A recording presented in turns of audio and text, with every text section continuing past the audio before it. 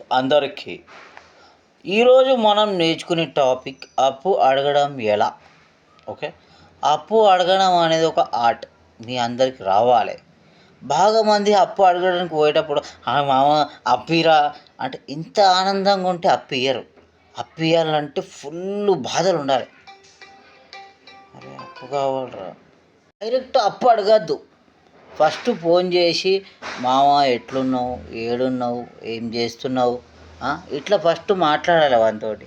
వానికి కొంచెం నమ్మకం తెప్పియాలి మీ మీద. మన మీద తెప్పించినాక మెల్లగా మెల్లగా మెల్లగా ఒక్కొక్క మాట మామ కొంచెం అవసరం ఉందిరా, నాకు కొంచెం కావాలరా అని అడగాలి.